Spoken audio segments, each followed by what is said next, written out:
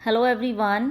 RRB clerk prelims over हो चुका है। आज से हम स्टार्ट कर रहे हैं आईबीपीएस आरआरबी क्लर्क मेंस का ये फर्स्ट मॉक टेस्ट है। न्यूमेरिकल एबिलिटी क्वांट का सेक्शन करेंगे। इसके अंदर टेक्स्ट बुक की मॉक टेस्ट की सीरीज़ है जिसमें फर्स्ट मॉक टेस्ट है। तो चलिए स्टार्ट करते हैं। फर्स्ट क्वेश्चन करते हैं। इसका क्या है फर्स्ट क्वेश्चन आपका नंबर सीरीज़ दे रखी है, किस टाइप से क्या पैटर्न है नंबर सीरीज़ का, कौन सी डीआई है, जो भी हाई लेवल के क्वेश्चंस हैं वो कंप्लीट करेंगे।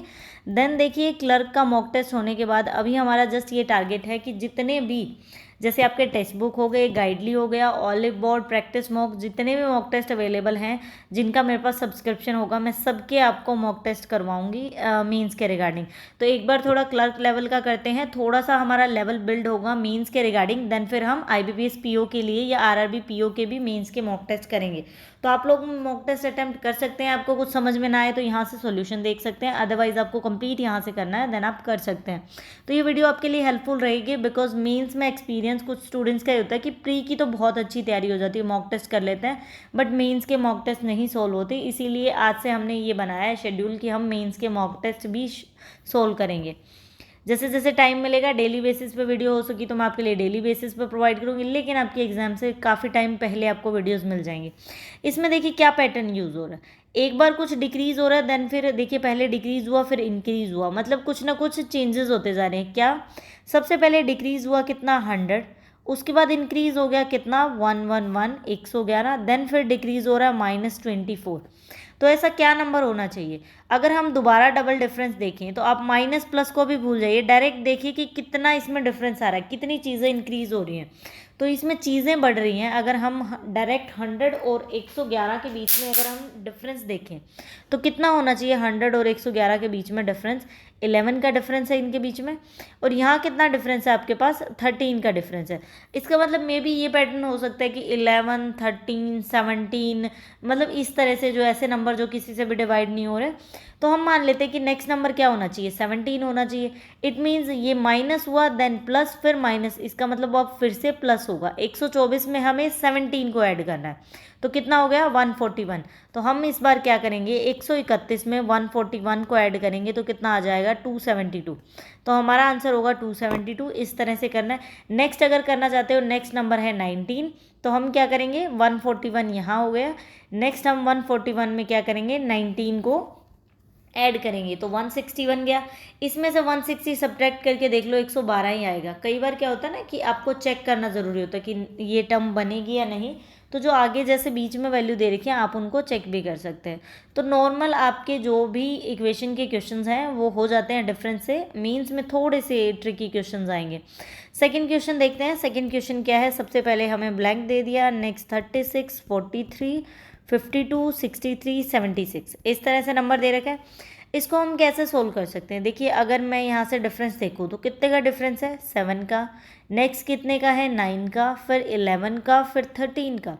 इट मीन्स ये ओड नंबर चल रहे हैं, हम कर सकते हैं 7 9 11 13। इट मीन्स इससे पहले कौन सा ओड नंबर था 5। तो इसका मतलब इसमें कुछ 5 ऐड किया होगा किसी वैल्यू में जब 36 बना होगा, तो वैल्यू क्या होगी हमारे पास 31। तो आंसर होगा 31। एक तो ये मेथड है, लेकिन जो इन्होंने सॉल्यूशन में मेथड दे रखा है वो कैसा मेथड दे रखा है। इन्होंने सॉल्यूशन में मेथड दे रखा है कि ये 36 कैसे बना। 36 बना ये 3 की क्यूब प्लस 2 के स्क्वायर से बना 31। 36 बना फिर 3 की क्यूब एंड 3 के स्क्वायर से 36। नेक्स्ट बना 3 की क्यूब प्लस 4 के स्क्वायर से, मतलब 3 की क्यूब तो ऐड होती जाएगी, उसके बाद 2 का स्क्वायर 3 का स्क्वायर 4 का स्क्वायर 5 का स्क्वायर।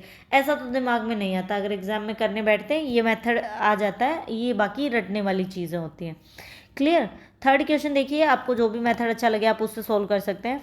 अब हम देखते हैं थर्ड नंबर क्वेश्चन क्या है। थर्ड क्वेश्चन 28 42 26 44 24, इस क्वेश्चन को सोल्व करना। क्लियर।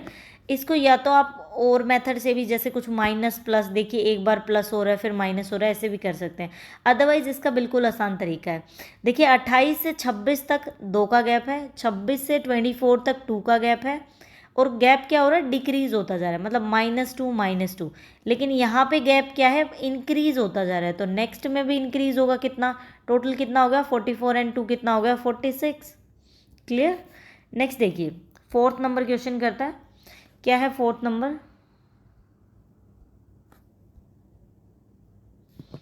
ये है आपके पास 6, 12, 30, 56 एंड सो ऑन। तो इस वैल्यू को कैसे सोल्व करें? अगर हम डिफरेंस से देखें तो ये नहीं बनेगा, क्योंकि अगर डिफरेंस से देखें 6, 18, 26 तो कुछ पैटर्न नहीं बन रहा। अगर हम यहाँ करें तो 12, 8 बन रहा है, मतलब कुछ नहीं क्लियर हो रहा है इससे। इसका मतलब कुछ ना कुछ ट्रिकी मेथड लगा होगा। तो आप इस क्वेश्चन को याद कर लीजिए, 6, 12, 30, 56। जब भी इस तरह के क्वेश्चन आते हैं तो ये क्या चीज़ है, कुछ चीज़ें ऐसे होती हैं। देखिए मान लीजिए कि 1 है प्लस 1 का स्क्वायर, 2 है प्लस 2 का स्क्वायर, मतलब 4 प्लस 6 हो जाना चाहिए। उसके बाद है जैसे 3 प्लस 3 का स्क्वायर कितना होता है 9, और 3 कितना हो जाएगा 12। तो कुछ चीज़ें ऐसी होती है स्क्वायर में उस वैल्यू को ऐड किया जाता है स्क्वायर की फॉर्म में, तो ये जस्ट यही यूज़ किया गया। देखिए ये वाला मेथड, इससे 6 बन गया, नेक्स्ट फिर आपका 12 बन गया।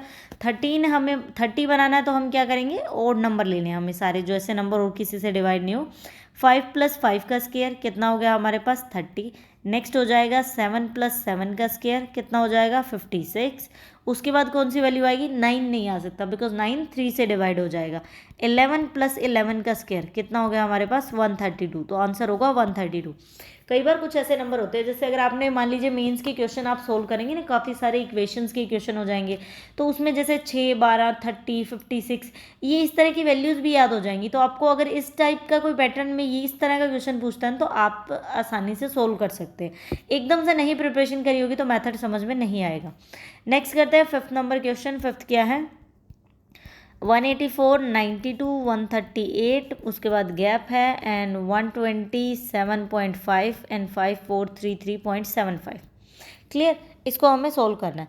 सबसे पहले देखिए ये लगभग इसका हाफ लग रहा है। जब भी पहली वैल्यू छोटी और बाद वाली काफ़ी बड़ी हो तो मल्टीप्लाई का मेथड लगता है।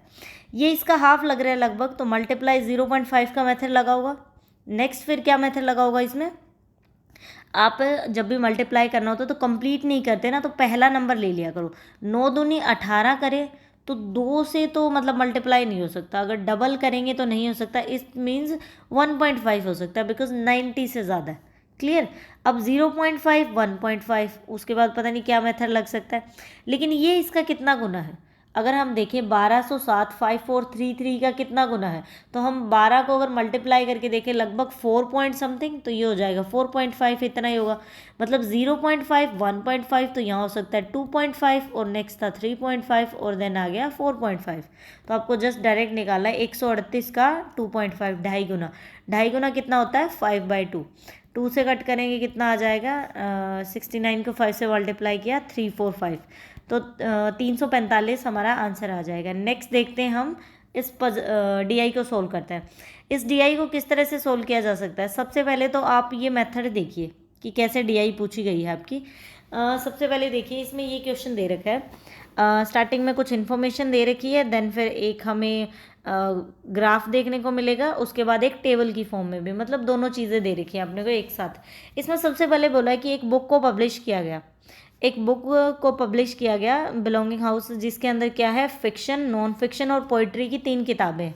तो आपको एक तो यहाँ पे मिलेगा पाई चार्ट जो सिर्फ फिक्शन की बुक्स का है, मतलब 5 महीने दे रखे हैं, जैन, फेब, मार्च, अप्रैल, जून तक, मई तक 5 मंथ्स आपको दे रखे हैं, जिसमें फिक्शन का जो रेशो है ना, कि जैन में फिक्शन बुक जैसे 20% बेची, 30%, तो ये है आपका फिक्शन का जस्ट रेशो।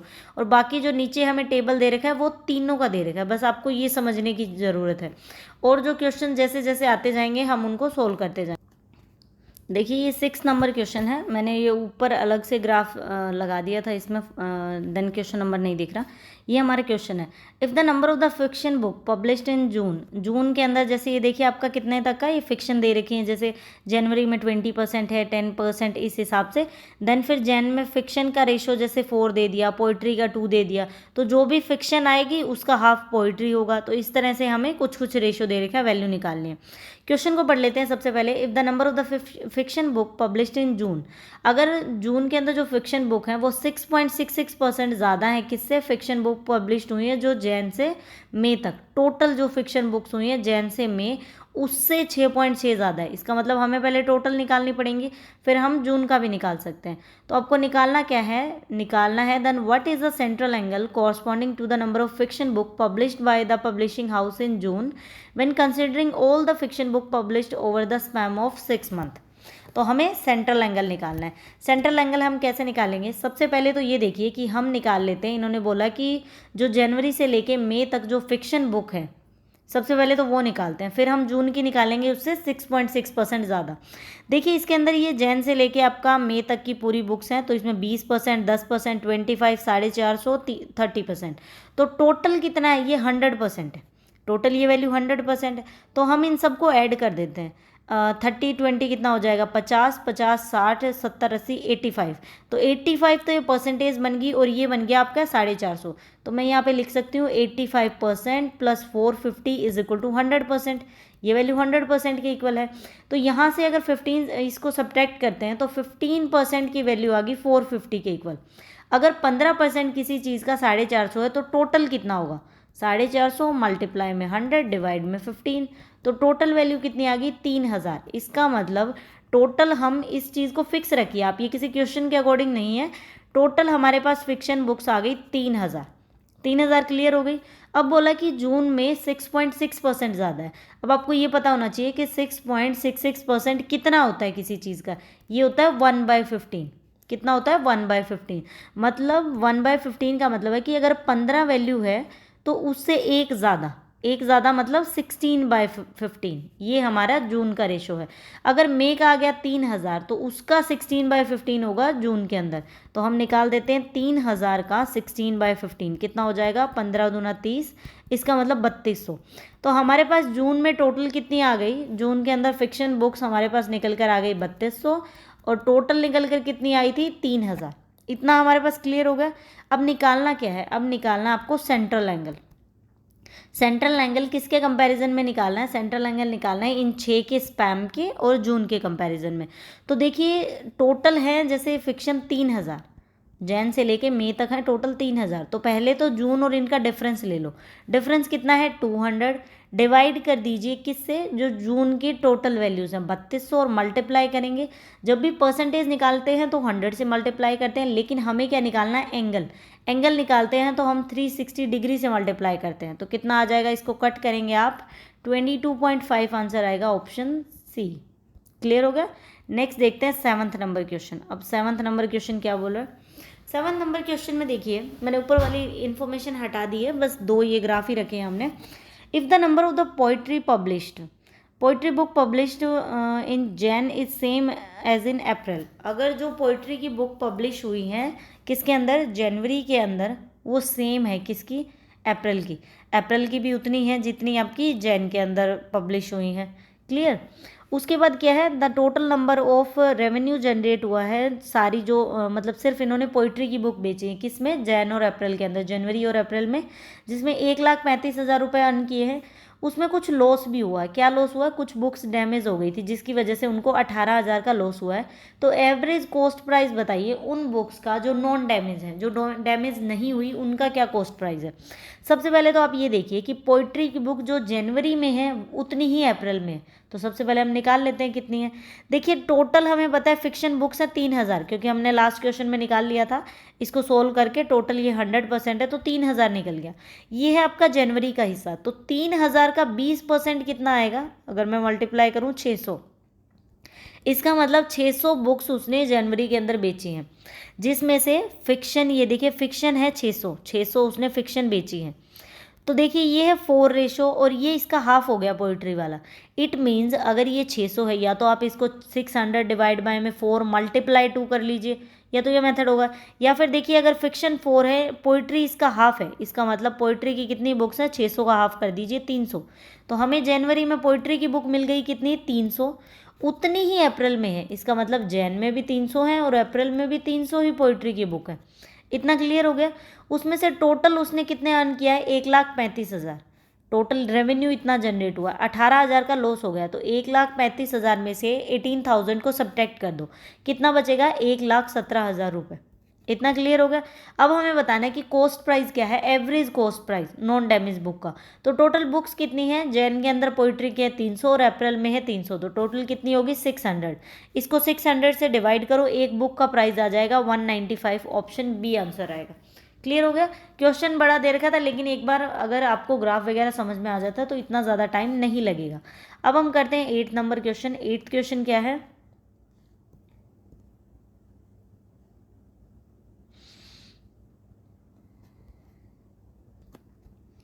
चलिए 8 नंबर क्वेश्चन देखते हैं, ये थोड़ा बड़ा लग रहा है। इन फैब द पब्लिशिंग, सबसे पहले देखिए नॉन फिक्शन, हमें पता है टोटल बुक्स कितनी है नॉन फिक्शन? 3,000। इतना क्लियर हो गया ना।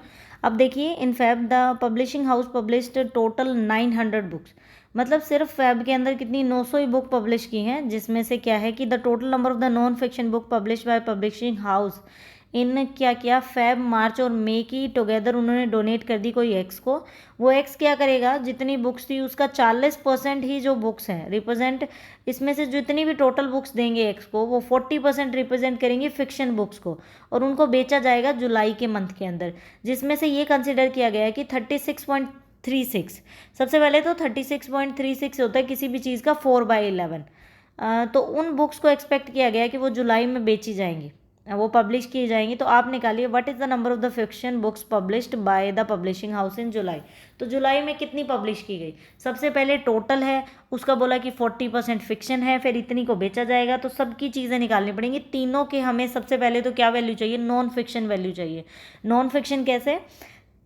फैब के अंदर टोटल अगर 900 है तो हमें चाहिए नॉन फिक्शन। सबसे पहले फिक्शन निकालते हैं, तभी तो कंपैरिजन करके देखिए, ये है जैन, फैब के अंदर अगर हम यहाँ से फिक्शन निकाल सकते हैं, नॉन फिक्शन वाले की हमें वैल्यू चाहिए। 3,000 है तो 3,000 का 10% कितना होगा? 300। इसका मतलब यहाँ पे 300 बुक्स पब्लिश्ड हुई हैं। क्लियर हो गया। टोटल बोला कि फैब में 900 हुई हैं, जिसमें से 300 है फिक्शन। इसका मतलब पोइट्री और नॉन फिक्शन कितनी बच गई आपके पास? 600। पोइट्री और नॉन फिक्शन है 600। इनका रेशो क्या है? 3 और 5। तो जब भी रेशो को सोल्व करते क्या करेंगे? दोनों को ऐड कर लेंगे। 5 और 3 कितना हो गया? 8। इसको 8 से डिवाइड किया। अब हमें चाहिए फैब की नॉन फिक्शन, तो 5 से मल्टीप्लाई कर दीजिए। तो नॉन फिक्शन फैब की कितनी आ जाएगी? 375। तो हमारे पास फैब की निकल कर आ गई। कोई डिफिकल्ट नहीं था। 3,000 हम स्टार्टिंग में ही निकाल चुके हैं कि फिक्शन बुक्स है 3,000, तो इसका 10% कितना होगा फैब में? 300। तो यहाँ पे हमने 300 पुट कर दिया। टोटल बोला है कि 900 बुक्स पब्लिश्ड हुई हैं, तो 600 इनमें बटेंगी किसी रेशो में, कैसे भी बांटो। तो हमने क्या किया? 600 दोनों को ऐड कर दिया, 5 और 3 को, एक रेशो की वैल्यू आ गई 600 बाय में 8। अब जिसकी भी निकालनी है, जैसे हमें नॉन फिक्शन चाहिए तो 5x से मल्टीप्लाई कर दिया, 375। तो देखिए हमारे पास यहाँ पे फैब का नॉन फिक्शन कितना आ गया? फैब का नॉन फिक्शन आ गया 375। अब चाहिए हमें मार्च और मई का भी। तो मार्च का अगर हम निकालें, सबसे पहले आपको फिक्शन निकालना पड़ेगा, फिर आप नॉन फिक्शन निकाल सकते हैं, बिकॉज हमारे पास रेशो किसका है? सिर्फ फिक्शन का। अब हमें चाहिए मार्च का, तो मार्च की ये वैल्यू है कितना है? 25%। तो 3,000 का 25% कितना हो जाएगा हमारे पास? 750। 25% कितना आ गया? 750। तो हमारे पास 750 निकल कर आ गया। अब हमें चाहिए, देखिए हम किसका निकाल रहे हैं? मार्च का। तो मार्च का 750 अगर निकल कर आ गया, ये फिक्शन की वैल्यू है। अगर मैं इसको 6 से डिवाइड कर दूं तो एक रेशो की वैल्यू आ गई एक्स की। मुझे चाहिए नॉन फिक्शन, तो मैं 9 से मल्टीप्लाई कर दूंगी। इसको सोल्व करेंगे तो हमारे पास कितना आंसर आ जाएगा? मार्च के अंदर नॉन फिक्शन कितनी है? 1125। क्लियर हो गया। अब हमें किसका चाहिए? मई का। मई मंथ में देखिए कितना है? 30%। 3,000 का 30% कितना होगा आपके पास? 900। तो मई में आ गया 900। देखिए वैल्यू कितनी है? 3। इसका मतलब 900 निकल कर आई। एक रेशो की वैल्यू कितनी आ जाएगी? 3 से डिवाइड करिए, 300। और हमें 6x की वैल्यू चाहिए, तो 6 से मल्टीप्लाई कर देते हैं। तो मई के अंदर कितनी वैल्यू आ गई? 1800। क्लियर हो गया। अब पहले तो इन तीनों को ऐड करो ताकि जुलाई में हमें पता लगे कितनी बिकने वाली है। तो तीनों को ऐड करेंगे तो कितना आ गया? 3300 हमारे पास आंसर निकल के आ गया। अब बोला है कि जितनी भी वो बुक्स बेचेगा ना, मतलब उसके अंदर जुलाई के अंदर, उसमें से 40% ही वो सोल्ड करेगा जो फिक्शन बुक्स है। तो टोटल है 3300। इसका मतलब वो क्या करेगा? 300 का कितना बेचेगा वो? 40%। 3300 का 40%, जिसमें से हम मान लेते हैं कि जुलाई में वैल्यूज़ हैं पी, उसकी 36% ही पब्लिश्ड होंगी, 36.36, जिसका मतलब देखिए 36.36 की वैल्यू होती है 4/11, तो इसका 4/11 ही पब्लिश होगा। हमें यहाँ से p की वैल्यू निकालनी है, तो इधर क्रॉस मल्टीप्लाई कर दीजिए, ये क्या हो जाएगा 11 बाई में 4 हो जाएगा। इसको कट करेंगे, कितना आंसर आ जाएगा, 4 से 4 कट हो गया, तो हमारे पास आंसर आएगा 3630, ऑप्शन ए। इतना डिफिकल्ट नहीं था, थोड़ा स्टेटमेंट बड़ी है, चीज़ें कैलकुलेशन ज़्यादा होगी मीन्स में, तभी तो आपको इतना टाइम मिलेगा, और आराम से कट ऑफ भी बहुत कम जाती है। लेकिन कट ऑफ के बारे में मत सोचिए, जितना स्कोर कर सकते हैं उतना मीन्स में स्कोर करने की कोशिश करिए, ताकि आपको इंटरव्यू में दिक्कत ना हो। अगर मान लीजिए आरआरबी क्लर्क में तो इंटरव्यू नहीं होता, लेकिन जितना आप मीन्स में अच्छा स्कोर करेंगे उतना बेटर रहेगा, पीओ के लिए भी, क्लर्क के लिए भी। देखिए क्या क्वेश्चन है, फैब के अंदर दिया है the publishing house published a total 900 books. 8th तो हम कर चुके हैं ना, 8th हो चुका है, अब हम कर रहे हैं 9th number question. In May month के अंदर क्या हुआ है, the publishing house published a total of 6000 books. मई में इसने 6000 बुक्स बेची हैं, जिसमें से ratio of the non fictional book to June is equal to fictional book, और जून में बेची इसने 9000 बुक्स। मतलब हम यहाँ से डायरेक्ट कह सकते हैं कि मई में तो इसने 6000 बुक्स बेची और जून में 9000। अब जो जो बोलते जा रहे हैं उसको इक्वल रखते जा रहे हैं। If the ratio of the non fiction book, तो हम यहाँ लिख देते हैं non fiction books publish in June, तो साइड में जून लिख देते हैं, डिवाइड में टू द लिख दिया ना, total number of book publish in June, मतलब जून की टोटल, ठीक है, वो किसके इक्वल है, is equal to the same ratio of the non fictional book to the number of May की नॉन फिक्शनल, नॉन किसकी, मे की, डिवाइड बाय में टोटल जो मे की बुक्स हैं उनके अकॉर्डिंग। क्लियर हो गया। अब हम यहाँ से क्या निकाल सकते हैं, ये नॉन फिक्शनल जून और नॉन फिक्शन मे का, इन दोनों को इधर रख लेते हैं, तो हम रेशियो निकाल लेते हैं, नॉन किसका जून डिवाइड कर दो किसका, नॉन वाला मे से, मतलब नॉन फिक्शनल बुक्स निकाल लेते हैं डायरेक्ट, ये इसके डिवाइड में आ जाएगा, और ये वैल्यू क्या हो जाएगी, नीचे तो हो गई आपकी मई की टोटल, ऊपर हो गया आपकी जून की टोटल। अब हमें पता है जून में टोटल कितनी बुक्स पब्लिश हुई हैं, 9000, और यहाँ पे कितनी पब्लिश हुई हैं, 6000। अब डायरेक्ट यहाँ भी लिख सकते थे, यहाँ 9000 लिख लेते और यहाँ 6000 लिख लेते, तो रेशो कितना आ गया, 3:2। तो अब हमें इतना पता लग गया कि जून और मई में जो नॉन फिक्शन है, किसका, नॉन फिक्शन, जून और मई का रेशो है 3:2। अब देखिए हम क्या निकाल सकते हैं इसमें से, जून का मंथ तो हमें दे ही नहीं रखा, तो हमें क्या निकालनी है, नॉन फिक्शनल बुक्स जून, मतलब ये वैल्यू तो हमें निकालनी है।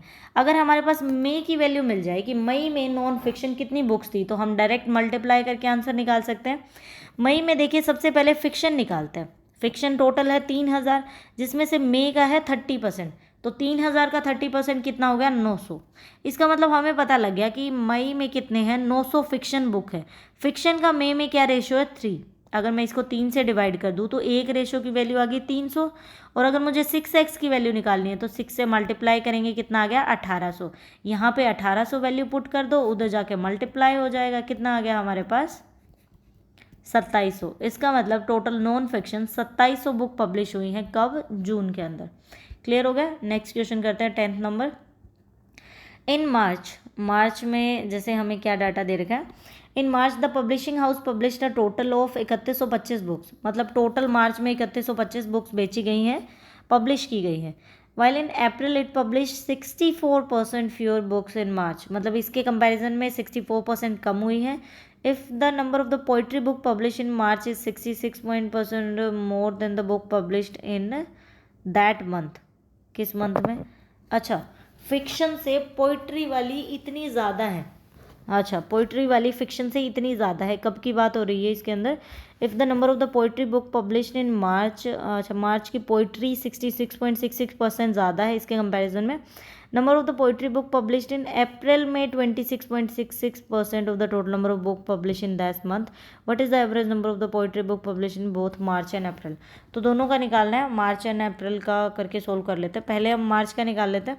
मार्च में टोटल तो इन्होंने दे दिया कि 3125 बुक्स हैं, तो मार्च का हम क्या करते हैं, सबसे पहले तो टोटल 3000 हैं, तो हम फिक्शन सब्ट्रैक्ट करके पोइट्री और नॉन फिक्शन निकाल लेते हैं। किसकी बात चल रही है हमारे पास, ये है मार्च की। तो देखिए मार्च के मंथ में है 25%, तो 3000 का 25% कितना हो जाएगा हमारे पास, 750। इट मीन्स फिक्शन तो हमारे पास 750 बुक्स आ गई। अब हमारे पास क्या बच गया, अगर टोटल है 3125 तो उसमें से मैं फिक्शन सब्ट्रैक्ट कर देती हूँ, तो मेरे पास मार्च में पोइट्री और नॉन फिक्शन कितना बच जाएगा, 3125 माइनस 750 कितना बच गया, 2375। तो मेरे पास 2375 मार्च की वैल्यू आ गई। अब हमें क्या निकालना है, पोइट्री और इनकी निकल कर आ गई। पोइट्री में क्या बोला है, देखिए मार्च की ही बात करें तो मार्च में बोला है कि पोइट्री 66.6% ज़्यादा है किससे, फिक्शन बुक से।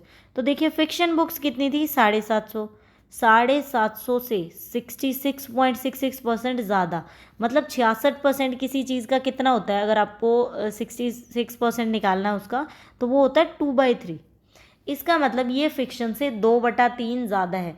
या तो क्या करो, इसका 2/3 निकालो और 750 में ऐड कर दो, या फिर जब भी बोले ना कि वो इतना ज़्यादा है, 2/3 ज़्यादा है, इट मीन्स 1 में ऐड कर दो।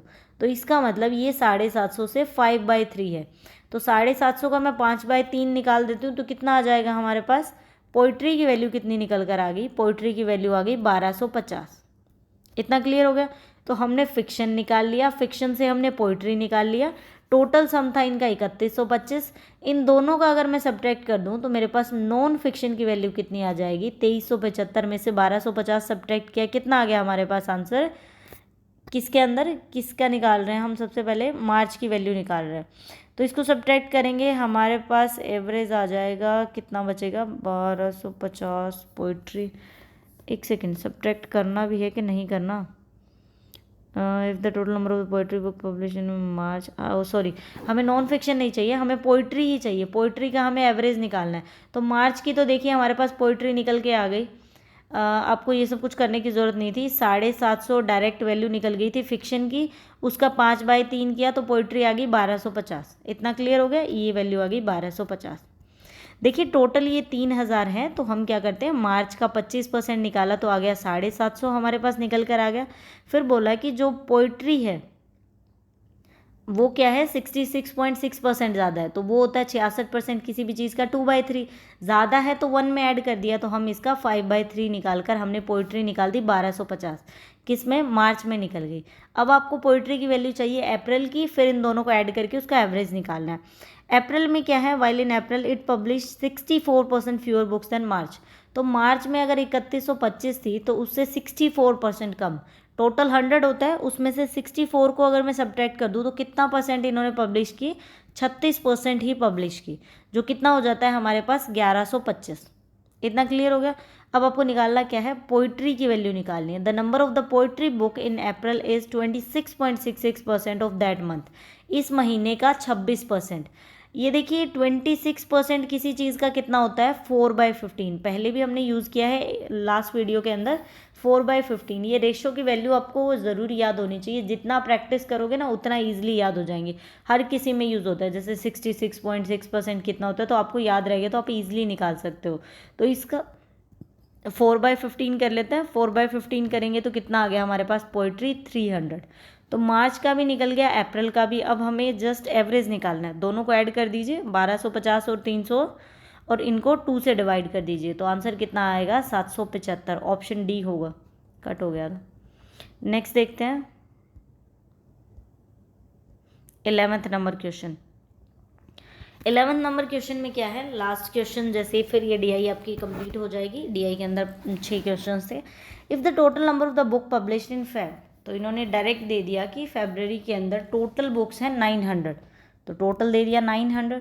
Then what is the difference between the number of the poetry book published in Jan and Feb, तो जैन और फेब की आपको क्या निकालना है, पोइट्री की बुक्स निकालनी है। क्लियर, फेब में तो टोटल दे रखा है, हम सबसे पहले निकाल लेते हैं कि टोटल है 900। हम निकालते हैं, सबसे पहले किसका निकालें, फेब का ही निकाल लेते हैं, फरवरी में कितनी है, टोटल 900 दे दी, लेकिन यहाँ पे फिक्शन बुक्स कितनी है, टोटल 3000, जिसमें से फेब है 10%, तो 3000 का 10% कितना हो गया, 300। इतना क्लियर हो गया। इसका मतलब टोटल बुक्स कैसे बनती हैं, फिक्शन, पोइट्री और नॉन फिक्शन को मिला के बनती हैं। तो टोटल है 900, जिसमें से 300 तो हमने निकाल दी फिक्शन वाली, बाकी कितनी बच गई, ये दोनों बच गई 600।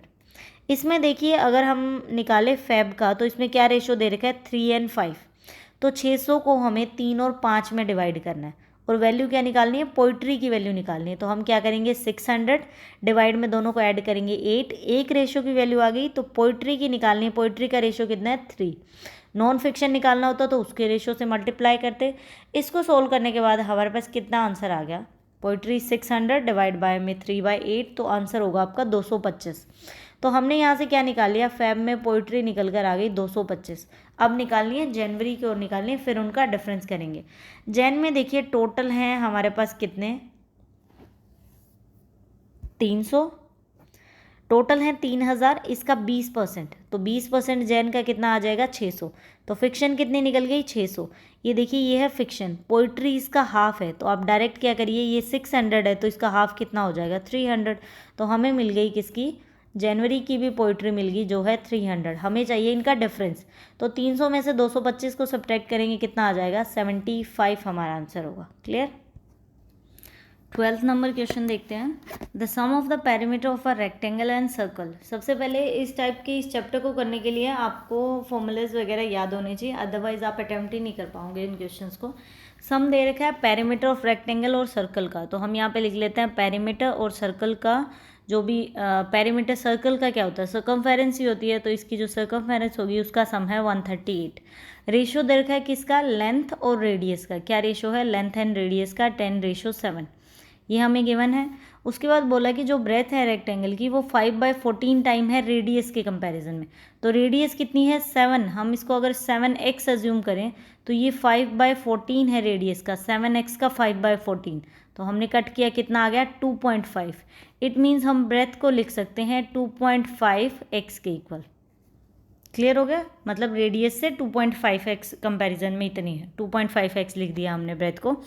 उसके बाद ये बोला है कि find the area of the rectangle, area of rectangle निकालो। सबसे पहले तो देखिए पेरीमीटर क्या होता है आपको ये पता होना चाहिए। रेक्टेंगल का पेरीमीटर होता है 2 लेंथ प्लस ब्रेथ, और सर्कमफेरेंस होती है सर्कल की 2πr। आपको इसमें पुट करना है एंड वैल्यू निकालनी है किसकी, x की फॉर्म में हमने सब वैल्यूज़ लिखी हैं, जैसे ये 10x है 7x है, x की वैल्यू निकालनी है। तो लेंथ की जगह पे हम पुट कर देते हैं 10x और ब्रेथ की जगह पे पुट कर देते हैं इसका 2.5 गुना, तो 2.5x। 2πr मल्टीप्लाई करिए, पाई की वैल्यू 22/7 एंड r हमारे पास कितना है 7x, तो 7 से 7 कट हो गया। यहाँ पे वैल्यू टोटल कितनी बचेगी, ये है 20x plus 5x plus 44x is equal to 138। इन सबको ऐड करेंगे कितना सम बन जाएगा 169x इज इक्वल टू 138। यहाँ से x की वैल्यू कितनी आ गई 2, x हमें नहीं मिल गया। अब आपको क्या चाहिए, हमें निकालना है area of the rectangle. Area of the rectangle क्या होता है, लेंथ इनटू ब्रेथ, मतलब हमें लेंथ चाहिए और ब्रेथ चाहिए। x की वैल्यू हमें 2 मिल गई, तो यहाँ से लेंथ कितनी हो जाएगी, 10 को 2 से मल्टीप्लाई किया 20, लेंथ हो गई 20। ब्रेथ है 2.5 गुना, तो इसको 2 से मल्टीप्लाई किया, ब्रेथ कितनी आ गई 5। तो एरिया कैसे निकलेगा, लेंथ है हमारे पास 20 एंड ब्रेथ हमारे पास है 5, तो टोटल कितना आ जाएगा 100 centimetre square. Clear, option B answer है। नेक्स्ट देखते हैं 13 नंबर क्वेश्चन। 13 नंबर क्वेश्चन है, अमित और बुमराह और ये कृष 3 लोग हैं, ABC मान लेते हैं, इन्होंने बिजनेस में इन्वेस्टमेंट की है 5:6:8 रेशो की फॉर्म में। उसके बाद क्या हुआ, 1 साल के बाद सी ने क्या किया, विड्रॉ कर लिया अपनी 60% कैपिटल और ए ने इंक्रीज़ कर दिया अपनी कैपिटल को 60%। तो बताइए 2 साल के बाद उनके प्रॉफिट का रेशो क्या होगा, प्रॉफिट का हमें डिस्ट्रीब्यूशन निकालना है। सबसे पहले देखिए हम इन्वेस्टमेंट लिखते हैं, इनकी क्या क्या इन्वेस्टमेंट है, इनको कितना टाइम लगा, एंड फिर हम निकालते हैं प्रॉफिट। प्रॉफिट कैसे निकलता है, इन्वेस्टमेंट और टाइम की जब मल्टीप्लाई करते हैं तो वो प्रॉफिट निकल के आता है। इतना क्लियर हो गया। अब इन्होंने बोला कि 60% विदड्रॉ किया, उसका कैपिटल उसने बढ़ा दिया, तो हम क्या एज्यूम कर लेते हैं, हम यहाँ पे लिख देते हैं ABC, इनकी वैल्यूज़ मान लेते हैं कि इन्वेस्टमेंट कितनी कितनी है। ए ने अगर 5, 6 और 8 रेशो की फॉर्म में किया है ना, तो हम इसको एज्यूम कर लेते हैं कि ए की इन्वेस्टमेंट है 500, बी की इन्वेस्टमेंट है 600 और इसकी 800। बस आपको 2 0 लगानी ताकि पॉइंट्स में वैल्यू ना आए। अब बोला कि सी ने 60% विड्रॉ कर लिया, इसका मतलब ये वैल्यू उसके 1 साल के लिए रही, उसके बाद उसने 60% निकाल दिया। अगर 800 का 60% निकल चुका है तो हमें 800 का 40% निकालना है, कितना 320। इसका मतलब अगले साल के लिए वैल्यू कितनी थी 320, 1 साल के लिए यूज़ हुई है। क्लियर। बी की देखिए, बी ने कुछ चेंज नहीं किया, 2 साल तक सेम ही वैल्यू रही है। अब हम बात करें ए की, ए ने क्या किया, ये वैल्यू अपनी कितने टाइम तक रखी, 2 साल तक। उसने क्या किया, नेक्स्ट ईयर 60% और बढ़ा दिया, तो 500 का 60% कितना हो गया, 300, ये हो गया 1 साल के लिए। क्लियर। अब ये हो गया टाइम, एंड हमें क्या निकालना है, प्रॉफिट। प्रॉफिट होता है इन्वेस्टमेंट इनटू टाइम। इसको जितना शॉर्ट कर सकते हैं उतना कर दीजिए, मतलब कट कर दीजिए। प्रॉफिट होता है इन्वेस्टमेंट और टाइम की मल्टीप्लाई। 50 को 2 से मल्टीप्लाई किया, 100 प्लस में 30, ए के दोनों एक साथ लिखने हैं। बी का कितना हो गया, 120, सी का कितना हो गया, 80 प्लस 32। इतना क्लियर। ये वैल्यू यहाँ पे बनेगी 130, नेक्स्ट वैल्यू बनेगी 120, इनको ऐड करेंगे 112। लेकिन ऑप्शन तो और भी शॉर्ट हैं, इसका मतलब ये और भी कट होगा। 2 पे अगर इसको कट करें तो ये होगा 65, ये होगा 60 एंड ये 56। कौन सा ऑप्शन है, 65, 60 and 56, option C. Clear. Next देखते हैं, ट्रेन का क्वेश्चन है। अ ट्रेन ओवरटेक्स 2 पर्सन, मतलब 2 पर्सन चल रहे हैं, ट्रेन भी इसी डायरेक्शन में है, वो लोग भी इसी डायरेक्शन में चल रहे हैं। एक की स्पीड है 5.5 किलोमीटर, दूसरे की स्पीड है 6.6 किलोमीटर। पहले को ट्रेन क्रॉस कर देती है 9.4 सेकेंड में, दूसरे को ट्रेन करती है 9.6 सेकेंड में। बताइए कि ट्रेन की स्पीड क्या है। S T is equal to D के इक्वल होता है, स्पीड को टाइम से मल्टीप्लाई किया तो डिस्टेंस बनता है। देखिए डिस्टेंस वो इक्वली ट्रेवल करेगी, क्योंकि ट्रेन के खुद का डिस्टेंस हमें बताना है। मतलब डिस्टेंस क्या कंसिडर किया जाता है ट्रेन में, जो ट्रेन खुद क्रॉस करे वो डिस्टेंस। अगर कोई पर्सन या फिर कोई पोल है, उसका तो हम डिस्टेंस मानते ही नहीं कि उसका कुछ डिस्टेंस है। अब देखिए स्पीड कितनी है, अगर ट्रेन सेम डायरेक्शन में जा रही है तो ट्रेन की स्पीड और पर्सन की स्पीड हो जाती है सब्ट्रैक्ट हो जाती है। लेकिन जब वो ट्रैवल करते हैं अपोजिट डायरेक्शन में तो स्पीड हो जाती है आपकी ऐड। पहले सब्ट्रैक्ट होगी, इसका मतलब ये देखिए सेम डायरेक्शन में जा रहे हैं। तो ट्रेन की स्पीड को अगर मैं x कंसिडर कर लूँ, मैंने मान लिया कि ट्रेन की स्पीड है x किलोमीटर पर आवर, तो फर्स्ट की स्पीड 5.5 इसमें से सब्ट्रैक्ट कर दिया, ये है स्पीड। इसको टाइम कितना लगा, 9.4 सेकेंड। तो इससे स्पीड इनटू टाइम किया तो हमें डिस्टेंस मिल गया। इस सेम डिस्टेंस को हम रखते हैं किसके इक्वल, दूसरे की स्पीड है 6.6 और उसको टाइम लग रहा है 9.6। हमें यहाँ से x की वैल्यू निकालनी है, बस आपका यहाँ से सोल्व हो जाएगा। मल्टीप्लाई करिए, कितना आ जाएगा 9.4x, और इसकी मल्टीप्लाई करेंगे तो आंसर बनेगा 51.7, और यहाँ से 9.6 और इनकी मल्टीप्लाई करेंगे तो 63.36। क्लियर। इसको सब्ट्रैक्ट किया, 0.2x की वैल्यू, ये x है आपका, कितना हो जाएगा 11.66। तो यहाँ से x की वैल्यू आ जाएगी 58.3।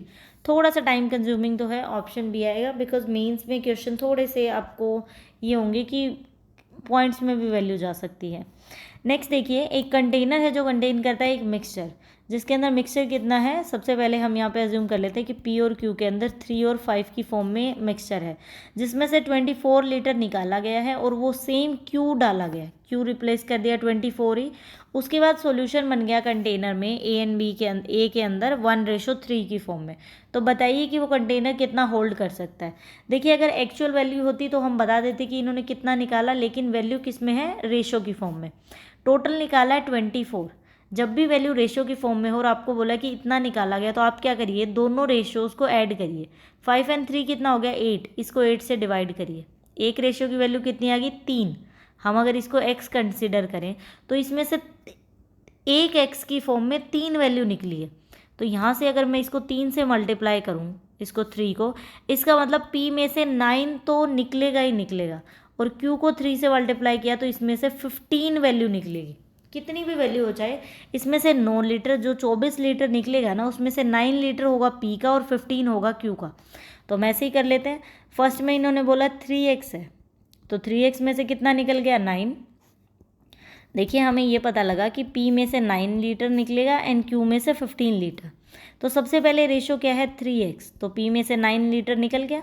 उसके बाद देखिए Q में से 5x, सब्ट्रैक्ट करेंगे 15, लेकिन इसमें उतना ही ऐड कर दिया, तो 24 ऐड कर दिया और रेशो बन गया 1:3। जस्ट क्रॉस मल्टीप्लाई करना है, आंसर निकालना है x की फॉर्म में, और फिर उसको हम मल्टीप्लाई कर देंगे। देखिए ये क्या वैल्यू हो जाएगी, 9x माइनस कितना होगा 27, 9x माइनस 27, और उधर वैल्यू हमारे पास कितनी बनेगी 5x प्लस 9, बिकॉज ये 9 ही बचेगा हमारे पास।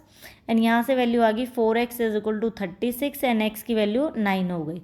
टोटल कितना होल्ड करता है कंटेनर, तो दोनों का रेशियो स्टार्टिंग में कितना था, 5 और 3 8, मतलब 8x होल्ड करता है। और x की वैल्यू कितनी है 9, तो 8 × 9 इज इक्वल टू 72 लीटर ये होल्ड करेगा। ऑप्शन सी आंसर होगा। नेक्स्ट देखिए, इक्वेशन का क्वेश्चन है, इसको सोल्व करते हैं। जब भी इस तरह की वैल्यू को सोल्व करना होता है इक्वेशन को, तो या तो देखिए आप मेरा बेसिक का मेथड है जो मैंने बेसिक से करवाया था कि इक्वेशन को कैसे सोल्व किया जाता है, या तो वो मेथड सीख लीजिए, वो काम आता है जब बड़ी कैलकुलेशंस करनी होती हैं, हमें नहीं पता होता कि कौन सा ऐसा नंबर है जिसकी मल्टीप्लाई एंड एडिशन ये बनेगा। तो यहाँ पे हमें 1 वैल्यू चाहिए होती है, जब तक 1 नहीं होती तो सी से मल्टीप्लाई कर दो। ये आपका ए माना जाता है, ये बी एंड ये सी, ए और सी की मल्टीप्लाई कर देते हैं। हम क्या करेंगे, 28 को हमने 2 से मल्टीप्लाई कर दिया, तो टोटल कितना बना 56। ऐसा नंबर बताओ जिसकी मल्टीप्लाई हो 56 और उसका ऐड बने 15, उसको जोड़ें उन नंबर को, तो 15 बनना चाहिए और मल्टीप्लाई होनी चाहिए 56। 7 एंड 8 8 तो 56 होता है, तो 7 और 8 वो दो नंबर्स आ गए। क्लियर। अब देखिए यहाँ पे 2 है, हमें 1 चाहिए होता है, तो जो भी वैल्यू हो आगे, जब भी 1 के अलावा कुछ हो तो उस वैल्यू से डिवाइड कर दीजिए। कितना आ गया 3.5 एंड 4, सब निशान प्लस के हैं, तो यहाँ पे क्या आएगा आपका माइनस। तो x के हमें कोफिशिएंट कौन से मिल गए, 3.5 एंड 4। इसको हम एक अलग वे में सोल्व कर सकते थे कि मान लीजिए कि आपको नहीं पता कि 7 और 8 ही वो नंबर बनेंगे, तो कैसे सोल्व करेंगे। तो हम करेंगे 28 को 2 से मल्टीप्लाई किया, कितना बन गया 56। क्लियर। ये है ओड नंबर। ओड नंबर में क्या करते हैं, उससे एक कम ले लेते हैं। 15 से एक कम कितना होगा 14, उसका हाफ किया, कितना आ गया 7। अब इससे एक बड़ा नंबर ले लो 16, उसका हाफ किया 8, तो 17 56, डायरेक्ट हमें 56 मिल गया। अगर 56 नहीं मिलता तो हम सब्ट्रैक्ट करके, स्क्वायर करके उसको सब्ट्रैक्ट करते, वो अलग मेथड है, उसका लिंक आपको कमेंट सेक्शन में डाल दूंगी। एक वीडियो है 15 मिनट की, आप लोग वो देख लीजिए, आपके सारे डाउट्स क्लियर हो जाएंगे जो भी क्वाड्रेटिक इक्वेशन के रिलेटेड हैं। तो हमने यहाँ से फर्स्ट में x की वैल्यू निकाल ली, कितनी आ गई हमारे पास, माइनस का 3.5 और -4। अब हम निकालते हैं y की value, 3y² + 11y + 6 is equal to 0। यहाँ पे देखिए 1 नहीं है, तो इनकी मल्टीप्लाई करेंगे 18। ऐसा नंबर जिनकी मल्टीप्लाई तो हो 18 और ऐड हो जिसका 11, हमें ऐसा नंबर निकालना है। तो 9 और 2 वो दो नंबर हैं, लेकिन अगर आपको ना समझ में आए कि वो 9 और 2 है तो कैसे निकालेंगे। 11 एक ओड नंबर है, इससे एक कम ले लीजिए 10 का हाफ करेंगे कितना 5, उससे एक बड़ा नंबर, तो कितना बन गया टोटल 30 बन गया। तो 30 को यहाँ लिखिए, आपको 18 में से सब्ट्रैक्ट करना है, कितना बच गया 12। अब देखिए 12 किसका स्क्वायर है, 12 किसी का भी स्क्वायर नहीं है, लेकिन 3 का स्क्वायर होता है 9 और 4 का स्क्वायर होता है 16, तो ये इसके बीच में आ रहा है, तो हमें लेना है छोटे वाला नंबर। तो -3 + 3 कितना आ गया 2 एंड 9। देखिए आप ऐसे भी निकाल सकते हैं, अगर आपसे डायरेक्ट निकल सकते हैं तो कोई प्रॉब्लम नहीं है। 9 एंड 2 हमें दो नंबर मिल गए, 9 एंड 2 हमारे पास दो नंबर आ गए। x की वैल्यू हो गई थी 3.5 और ये हो गया था हमारे पास -4। देखिए यहाँ पे 1 वैल्यू नहीं है, तो हमें क्या करना पड़ेगा, इसको 3 से डिवाइड करना पड़ेगा। इसको 3 से डिवाइड करेंगे, ये हो जाएगा 3 एंड ये हो जाएगा 0.6। देखिए निशान दोनों किसके आएंगे, नेगेटिव के आएंगे। अब देखिए आप इनमें से कौन सा बड़ा है, बड़ी वैल्यू ये मानी जाएगी, ये है सबसे बड़ा, y बड़ा है। क्यों, क्योंकि जब भी हम माइनस की वैल्यू निकालते हैं तो माइनस वाले जितने छोटे होते हैं वो बड़े बड़े माने जाएंगे। जैसे -3 और 0.6 ये तो बड़ी वैल्यूज़ रहेगी, तो हम लिखेंगे y > x, option C answer होगा। क्लियर। नेक्स्ट देखते हैं 17 नंबर। जब भी आपको समझ आ जाए छोटे कोफिशिएंट में तो आप निकाल सकते हैं, जो बड़े होते हैं ना मेन प्रॉब्लम उन्हीं में होती है, उसमें वो मेथड सही काम करता है। देखिए कैसे है, 7x² + 12x + 5 is equal to 0। तो यहाँ पे हमें 1 चाहिए, तो दोनों की मल्टीप्लाई कर दीजिए 35।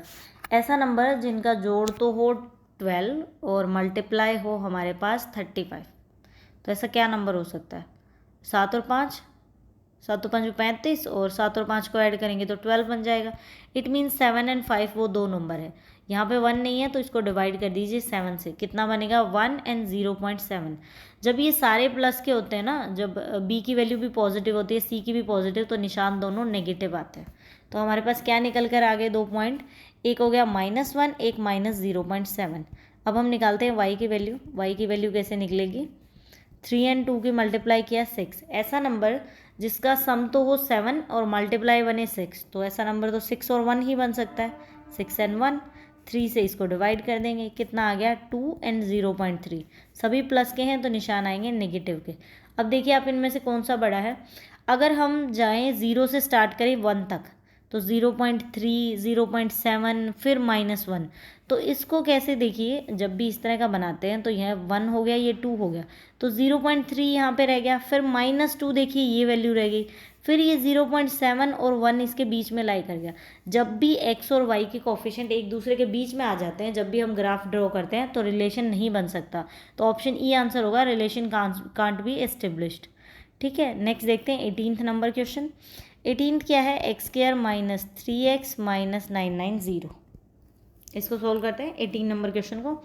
ऐसा कोई नंबर जिसकी मल्टीप्लाई तो हो इतनी और सम हो 3x, ऐसा नंबर निकालना है हमें।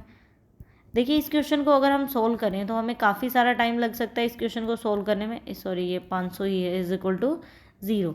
लेकिन हम इसमें शॉर्ट ट्रिक लगाएंगे। देखिए जब भी ये वैल्यू होती है ए, बी और ये सी, जब भी सी के साइन तो हो दोनों नेगेटिव और बी का एक नेगेटिव एक पॉजिटिव, तो आपको डायरेक्ट लगाना है, रिलेशन नहीं बन सकता। x is equal to Y, relation can't be establish. हमेशा हर बार सही बनता है, चाहे आप कितने भी क्वेश्चन लेके ट्राई कर लीजिए। सी के दोनों नेगेटिव और बी का एक नेगेटिव एक पॉजिटिव, तो रिलेशन नहीं बन सकता। क्लियर। और इसमें एक और ट्रिक आती है, कैसे यूज़ करते हैं हम, जिसके अंदर ना देखिए सी की तो वैल्यू ये इस टाइप से होता है 3x प्लस, उसमें ऐसे होगा ये वैल्यू y² + 5y + 500। उसमें क्या होता है, सी के दोनों साइन पॉजिटिव होते हैं और बी का एक नेगेटिव एक पॉजिटिव, तो जो नेगेटिव वाला है वो हमेशा बड़ा होगा पॉजिटिव से। ये भी कई बार आ जाता है, तो आप ये दो शॉर्ट ट्रिक्स आप याद रखिए।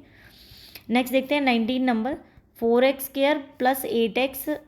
इसको सोल्व करना है। देखिए ये 4x इधर आ जाएगा तो टोटल वैल्यू कितनी बनेगी, प्लस में 4x - 8 is equal to 0। Normal equation की तरह हमने इसको लिख लिया। क्लियर। अब देखिए इसको सोल्व करते हैं, ये कितना हो गया 32। मतलब मल्टीप्लाई तो हो 32 और सम ऐड या सब्ट्रैक्ट करके 4 आना चाहिए आपके पास। ऐसा क्या नंबर है जिसकी मल्टीप्लाई एंड कितना आ सकता है आपके पास, तो 8 and 4 हो सकता है। सब्ट्रैक्ट करेंगे तो 4 बच जाएगा आपके पास। लेकिन अगर नहीं सोल्व करना आ रहा है तो हम अपने मेथड से सोल्व करते हैं। देखिए यहाँ कितना है 4, 4 इवन नंबर है तो इवन नंबर का डायरेक्ट हाफ कर देंगे, कितना बन गया 4। जब भी सी का साइन नेगेटिव होता है ना तो हम इसको ऐड कर देते हैं, कितना बनेगा 36। 36 किसका स्क्वायर होता है 6 का, तो -6 + 6 कितनी वैल्यू आई 4 and 8। तो 8 and 4 वो दो नंबर बन गए हमारे पास। यहाँ पे 4 है, इसका मतलब 4 से डिवाइड करना पड़ेगा, तो 1 and 2 सिम्बल्स बन गए हमारे पास। तो क्या कोफिशिएंट बने 1 and 2। अब हमें सिंबल डिसाइड करना है। जब भी देखिए एक सिंबल हो आपका, बी तो हो पॉजिटिव और सी हो आपका नेगेटिव, मतलब एक ही हमारे पास नेगेटिव का साइन हो, तो हम क्या करेंगे, इसका मतलब एक ही नेगेटिव का साइन था तो आप मानिए कि पावर कम थी। इट मीन्स छोटे वाले का नेगेटिव निशान था, पहले छोटे वाला नेगेटिव था लेकिन अब उसका अपोजिट हो जाएगा, अब बड़ा नेगेटिव होगा। बस इस चीज़ को याद रखिए, बहुत ईजिली याद हो जाएंगे। 1 and -2 दो सिंबल आ गए। नेक्स्ट देखिए 9y सब्ट्रैक्ट करेंगे तो कितना हो जाएगा 7y + 12 इज इक्वल टू 0। इतना क्लियर हो गया। 12, ऐसा कोई नंबर जिसकी मल्टीप्लाई तो हो 12 और सम हो 7, तो 4 and 3, 4 3 12 और दोनों को ऐड करेंगे, 4 and 3 सम आ गए। जब दोनों पॉजिटिव होते हैं तो सिंबल क्या आते हैं नेगेटिव। अब देखिए अब कौन सा बड़ा होगा, ऑब्वियसली यही बड़ा होगा, एक पॉजिटिव है और जो ओड नंबर है वो भी कम है, तो हम बोल सकते हैं x > y। Clear. Next question देखते हैं इक्वेशन। इसको सोल्व करना है हमें किस तरह से, x² - 3x - 180 is equal to 0। 3x, ऐसा कोई नंबर जिसकी मल्टीप्लाई 180 हो और सम उसका 3x वगैरह दे रखा हो, तो हम निकालते हैं सब्ट्रैक्ट करके। डायरेक्ट हमें नहीं पता लग रहा कि क्या नंबर हो सकता है, तो हमने लिख दिया 180। अब 3x एक ओड नंबर है तो इससे एक कम लेना 2, उसका हाफ करेंगे 1 and 2, कितना हो गया 2 को ऐड कर दीजिए तो 182। 182 किसी का भी स्केयर नहीं है, मतलब जब भी हम ओड नंबर होता है ना b की वैल्यू, तो कोई स्केयर नहीं होगा, वो स्केयर के बीच में आएगा, तो हमें लेना है छोटे वाला। अगर हम 13 का स्केयर करें तो 169 होता है, 14 का होता है 196, तो इनके बीच में है, लेकिन हमें लेना है छोटे वाला, तो -13 + 13 कर दीजिए, कितना आ गया 12 और कितना बन गया ये 15। तो 12 and 15 हमारे पास दो सिंबल्स बन चुके हैं। अब हमें चाहिए नेगेटिव पॉजिटिव का निशान। जब देखिए दोनों नेगेटिव हो, याद रखिए पावर ज़्यादा है अगर दोनों नेगेटिव हैं। अगर सी भी नेगेटिव है और बी भी नेगेटिव है, इट मीन्स पहले बड़ा नेगेटिव था, अब कौन सा नेगेटिव होगा, छोटा। तो 12 और 15 हमारे पास कोफिशिएंट्स आ गए इसके, 12 एंड 15, -12 एंड 15। अब निकालते हैं y की value, -34y + 288 is equal to 0। 288 हमने यहाँ पे लिख लिया, 34 होता है, 34 इवन नंबर है तो इसका हाफ लेंगे, 17 एंड 17, इवन नंबर में जस्ट हाफ करना होता है। तो 17 का स्क्वायर क्या होता है, 289। सी की वैल्यू पॉजिटिव है तो सब्ट्रैक्ट करेंगे, 1 बच गया। 1 किसका स्क्वायर होता है, 1 का ही, -1 + 1। तो 16 एंड 18 वो दो नंबर आ गए हमारे पास। क्लियर। अगर बी की वैल्यू हमारे पास नेगेटिव होती है तो क्या होता है, दोनों सिंबल पॉजिटिव बन जाते हैं। तो ये दोनों पॉजिटिव हैं, ऑब्वियसली y ही बड़ा होगा क्योंकि इसमें दोनों पॉजिटिव सिंबल है, तो y ग्रेटर देन x। तो यहीं पे वीडियो को कंप्लीट करते हैं। इस वीडियो के अंदर कंप्लीट देखिए, मेंस के थोड़े से लेंथी क्वेश्चंस आते हैं तो 2-2 घंटे की वीडियो नहीं बना सकते, इतना टाइम नहीं होता मेरे पास भी। तो 20-20 करके हाफ कर लिया करेंगे ताकि आपकी भी अच्छी प्रिपरेशन हो जाए। 2 वीडियोज़ के अंदर एक मॉक टेस्ट कंप्लीट हो जाएगा। अच्छे से इसको कंप्लीट करिए, अच्छा रिस्पॉन्स दिखाएंगे तो मैं आपको मेंस के भी मॉक टेस्ट करवा दूंगी। बिकॉज अगर आप लोग नहीं देख रहे और आपको हेल्प नहीं मिल रही है तो फिर मेरा टाइम वेस्ट हो रहा है करवाने में। ठीक है, तो आप अच्छे से पढ़िए। हम इसके मेंस के क्लर्क के मॉक टेस्ट करते हैं, देन फिर हम पीओ पे मूव करेंगे। बिकॉज आपका थोड़ा थोड़ा डिफ़िकल्टी लेवल बढ़ता रहे तो सही रहता है, उससे एकदम से जाओगे तो ज़्यादा हार्ड लगेगा। आप लोग ऐसे सोचेंगे कि रहने देते, मेरे साथ भी यही होता था। मैं एकदम से पीओ के मेंस के शुरू कर देती थी, मुझे ये लगता था कि बहुत मुश्किल है, एक एक क्वेश्चन में इतना टाइम लग रहा है, छोड़ो नहीं मन कर रहा। तो पहले थोड़ा ईजी लो, देन फिर मुश्किल की तरफ। ठीक है, यहीं पर वीडियो को कम्प्लीट करता है। Thank you for watching the video.